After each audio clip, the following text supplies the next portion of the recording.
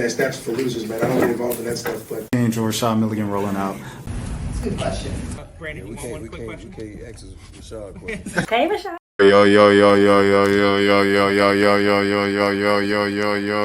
Yo. What's up? Welcome back to the channel. My name is Rashad Milligan. If you are new to the channel, this is the road to 5K subs, man. So I'm starting off tonight's stream with something I didn't really want to talk about, but I do feel like if I'm gonna just make an entire stream about just reacting to random stuff and everything, I do feel a duty to the game that I love and the game that has brought me so far in life and taken me all around the United States of America, and that is the game of basketball. LeBron James really shook up the entire airwaves, and he kind of did it on purpose. It was baiting. Last night, the Lakers played the Minnesota Timberwolves. This is coming a week after the All-Star game where Anthony Edwards said that he didn't want to be the face of the NBA. That's what Wemby was here for. He didn't want all the other extra stuff that comes with it. And that was a bit of a discussion. And then last night in the game, Ant, Nat fouls out, but he gets ejected and he throws the ball into the stand, so he leaves the ball game early. And they asked Bron about Anthony Edwards not wanting the title of face of the league, and he says, I don't blame Ant at all, because when you're the face of the league, you kind of get criticized about every single little thing you do, and it's kind of a miserable lifestyle. So he said that Stephen A. Smith took that personally, and he came on First Take and he said, I feel like you're talking about me as one of those guys. And I say that you're, the second greatest player ever, but you're not the greatest. That's MJ. That's Jordan. And then Gilbert Arenas and Chiney Awumake were on there as well. They gave their pieces. Gilbert was saying that it's difficult for someone in LeBron's generation because, you make the rules up as the media of who the greatest is ever. You say, okay, it's championships. So you sacrifice individual stats and accolades for championships. And they say you don't have the individual accolades or stats. And then you sacrifice championships for individual accolades and stats. And then they say, it's empty stats. It means nothing. It's stat padding, this and that. But I said I came to the realization that what made Jordan the greatest, and what makes Jordan the greatest, is the fact that he had both.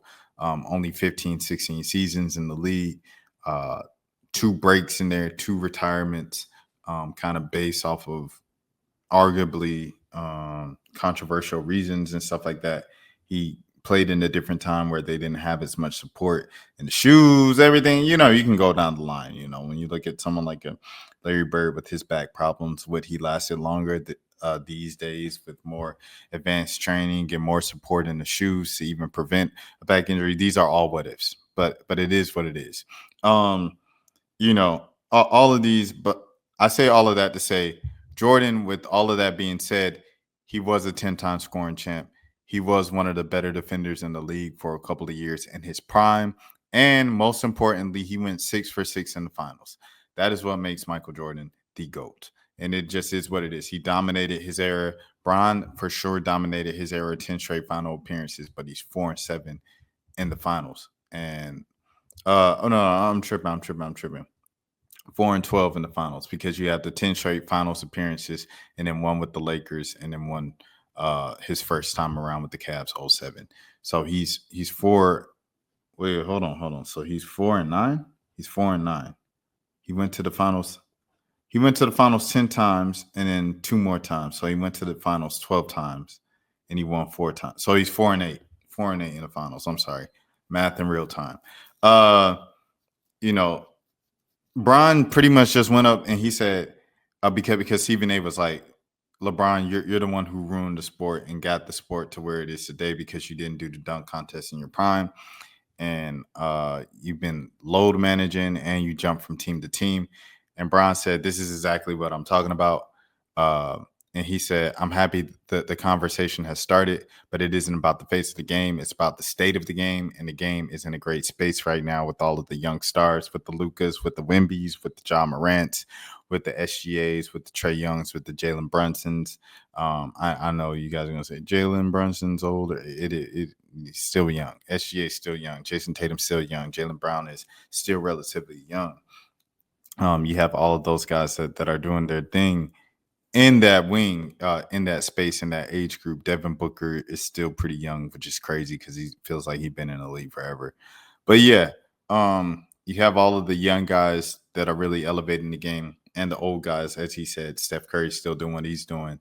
He had 56 last night. Hit a shot from half court at the buzzer of one of the quarters, I believe it was, or going into halftime, and then he did it again at like the end of the third quarter and hit 12 threes and, just dominated the game. He had 43 points going into the fourth quarter. And then it seemed like he was kind of cooling off because about 5 minutes left, he still had 43 points and he ended up with 56. Are you serious, Steph Curry? Crazy. I want to skip and give a shout out to Princeton and Harvard. Princeton won again. And last night, looking at Harvard, I said Harvard's my sleeper team in the tournament. I think they're going to win the Ivy League, and I kind of wrote off Princeton. Princeton beat Harvard for a second time. And shout out to Hermione Turner. She was held to 15 points tonight. So shout out to Princeton for the defensive effort, the game planning around Hermione Turner, and getting it done tonight. I don't know who's going to win the Ivy League. That's a whole nother way off thing. But going back to this basketball and the state of the NBA, I went on a similar kind of venting session last night, speaking about Zion Williamson and him not getting the credit or the attention that I feel like he should be deserving this season, because he is in the best shape of his life and he is playing some of the more consistent basketball of his life. He just had his first triple-double last night. He didn't play tonight because it was the second half of a back-to-back, but I don't know. The biggest thing of him was like, you're not in shape. And he's been in shape. And he's playing all around. And he's fighting. He's competing. It's not empty calorie stats. You see him on the bench. You see him even when he's not playing. He wants to win every single game. He's a competitive dude. And that's something that you can't say that he's not a competitive guy. He's not a winner. He doesn't want to win. The Pelicans, the only thing they're literally kind of playing for right now, I guess, is for kind of a booster, some momentum going into the offseason, into next season, and everything like that, because you don't want the season to be so bad that all the confidence is shot in the locker room and no one believes in the organization or the team anymore. And you don't want to have the team move. Like, above all, you don't want the team to get Gail Benson to sell the team and they go somewhere else. So all that stuff matters. But yeah. So that's what I want to say about that. Kawhi's been playing. I don't know what Kawhi's been doing. I've been hearing mostly James Harden when I hear about the Clippers and stuff this year, but he is back and he is playing again and stuff like that. There's so many storylines, so many great players are around the league. Like Brian said, OKC is very dominant, bro. They look like they're on another level. Tonight against the Hawks, they kind of made it look effortless. Namely SGA. He didn't even get to the line for real until like the fourth quarter late in the game. But it was just quick, easy, kind of step through the defense and get into the hole. You're thinking about, where is Dyson Daniels? I don't know how often Dyson Daniels was actually on SGA tonight, but it seemed like it just didn't matter, bro. And then even around that, Aaron Wiggins caught fire in the first half. J-Dub, Jalen Williams, obviously, it's an established all-star. Like, dude is dominant, bro. I'm not even going to lie to you. Chet Holmgren had some moments in the first quarter. He went out with an injury, and they set him out, I want to guess, precautionary reasons for the rest of the game. But, yeah, man, that team, dude, so good. Hartenstein, bro, what the heck? They got someone, bro, they can literally go like 10 deep, bro. And they're all legit, dude. OKC's tough.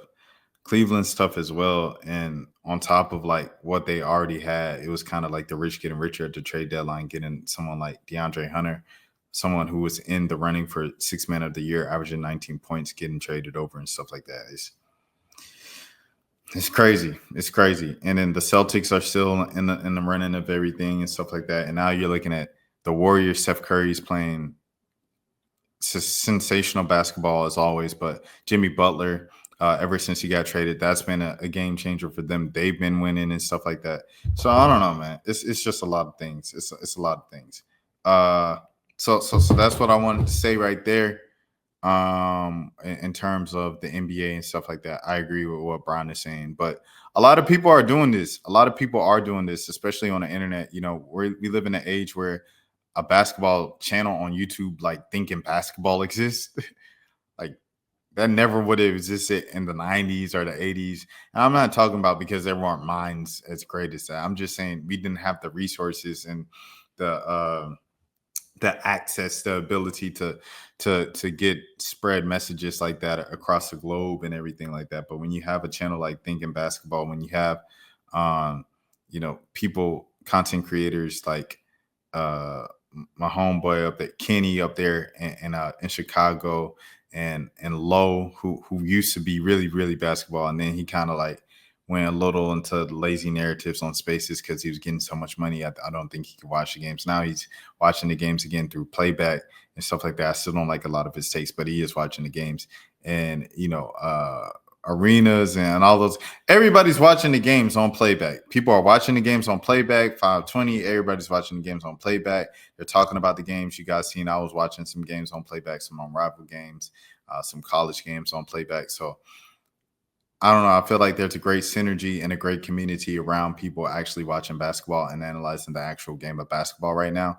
And I don't want us to overlook that because the traditional ways of consuming media, the big dogs, the Colin Cowherds, the Stephen A. Smiths, the Nick Wrights, and everything like that, those guys depend on hot takes and things for engagement and stuff like that, as opposed to the people doing the actual work and complain and doing the things that you were complaining about that you say don't exist, because those things do exist. JJ Redick, when he was really getting the Old Man and the Three off the ground, and then was getting his production company off the ground, picking up the Dunkers Pod with Nikias and I believe his name is Steve Jones that they do over there at the Dunkers Pod. Like, he did a good job of plucking people who were already doing that on the internet that just needed a platform and some money, a bigger chance and stuff like that. So it's going on. It exists. But to what he's saying with mainstream media, of course, 100% is true. And like you said, he proved a point right there. So yeah, I did want to say that just out of respect to the game of basketball, because y'all know, without basketball, bro, like, I don't know, man. Like, I really love the game of basketball. I'll leave it at that before I get too emotional. All right, cool. So second thing I wanted to speak about. That's for losers, man. I don't get involved in that stuff, but. Angel Rashad Milligan rolling out. That's a good question. We can't ask Rashad questions. Hey, Rashad.